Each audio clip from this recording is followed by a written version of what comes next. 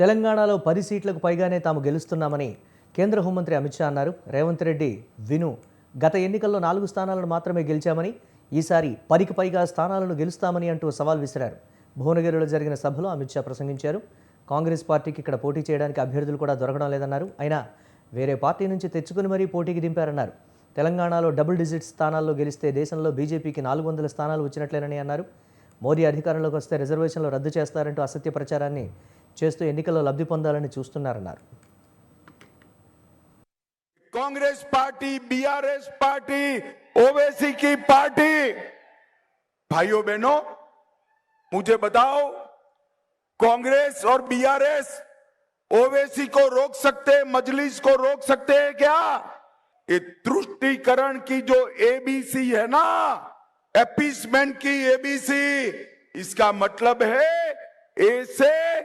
ए से ओवैसी असदुद्दीन, बी से बीआरएस और सी से कांग्रेस पार्टी, ये तीनों एक थैले के चट्टे पट्टे हैं। कांग्रेस, मजलिस और बीआरएस ये तीनों एपीसमेंट का ट्रायंगल है। ये लोग रामनवमी का जुलूस नहीं निकलने देते हैं, ये लोग हैदराबाद विमोचन दिन नहीं मनाने देते हैं, ये लोग सीएए का विरोध करते हैं, ये लोग यहां पर सरिया के आधार पर, कुरान के आधार पर तेलंगाना चलाना चाहते हैं। ये कांग्रेस पार्टी झूठ बोलकर चुनाव लड़ना चाहती है। वो कह रहे हैं मोदी जी आएंगे तो आरक्षण समाप्त कर देंगे। मोदी जी 10 साल से पूर्ण बहुमत के साथ शासन कर रहे हैं। मोदी जी ने आरक्षण समाप्त नहीं किया, परंतु तेलंगाना में कांग्रेस पार्टी ने 4% मुस्लिम आरक्षण देकर एसटी, एससी और ओबीसी के आरक्षण पर डाका डालने का काम किया है।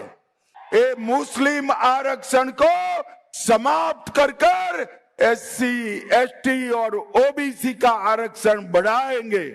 भाई और बहनों, 2019 में तेलंगाना की महान जनता ने हमें 4 सीट दी है, मगर मैं आज, सुन लो रेवंत रेड्डी, आज कहकर जाता हूं, इस बार तेलंगाना में हम 10 से ज्यादा सीटें जीतने वाले हैं। तेलंगाना का ये double digit score Modi ji को 400 पार कराने वाला है। ये कांग्रेस पार्टी की स्थिति इतनी खराब हो गई है कि उनको उम्मीदवार नहीं मिल रहे हैं, और बोंगीर में ऐसा उम्मीदवार दिया जिसने राहुल गांधी का फर्जी सिग्नेचर किया था, इसलिए उनको सस्पेंड भी किया।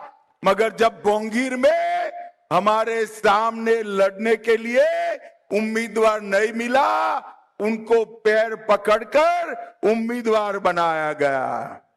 ये राहुल गांधी वर्सेस नरेंद्र मोदी का चुनाव है। ये चुनाव वोट फॉर जिहाद, इसके अगेंस्ट वोट फॉर विकास का चुनाव है। ये चुनाव परिवार के कल्याण, अपने परिवार के कल्याण के विरोध देश की जनता के कल्याण का चुनाव है।